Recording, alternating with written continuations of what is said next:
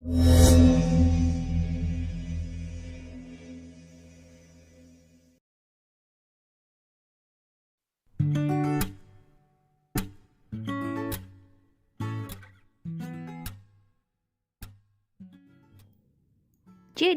kita bakal bahas tentang masker ganda.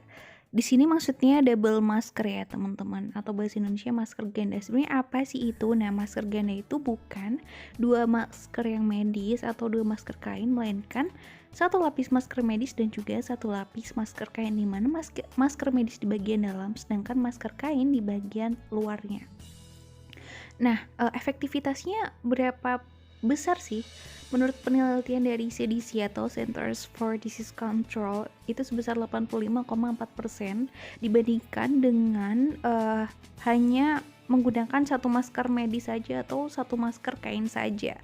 Nah, di sini disimulasikan dengan batuk ya. Jadi ada batuk, kemudian kita cek seberapa besar partikel aerosol yang masuk, dan ternyata si masker ganda ini berhasil menyaring sebesar 85,4% partikel aerosol atau droplet yang kemungkinan bisa masuk ke dalam mulut kita melalui masker itu. Selanjutnya yang paling penting adalah cara pakainya. Nah, cara pakainya itu sesuai video di bawah ini, yang paling dalam adalah pakai masker bedah. Kemudian lapisan luarnya kita pakai masker kain.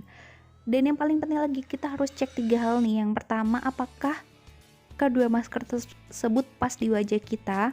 Maksudnya, apakah dia menutup bagian samping-samping? Biasanya kalau kita pakai satu masker kan bagian samping-sampingnya masih gelombrok gitu ya, masih keluar, bisa masuk keluar masuk udara. Sedangkan untuk dua masker ini dipastikan tidak ada udara yang mudah keluar masuk.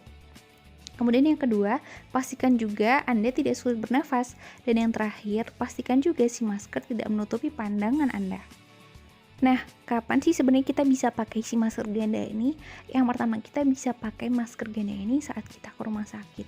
Kenapa? Karena di rumah sakit itu tingkat penularannya itu lebih tinggi, dan si masker ganda ini punya tingkat penyaringan yang lebih tinggi, terutama penyaringan terhadap droplet dan infeksi-infeksi virus yang di udara, sehingga keamanan kita lebih terjaga. Yang kedua, saat kita akan bepergian keluar kota, keluar negeri, ataupun keluar pulau yang kita nggak tahu daerah yang kita kunjungin sudah masuk zona yang aman atau belum, seperti itu.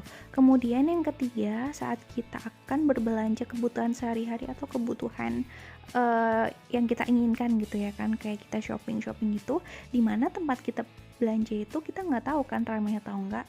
Apalagi kalau ramai, kita wajib banget pakai masker ganda untuk menghindari mudahnya terjadi penularan.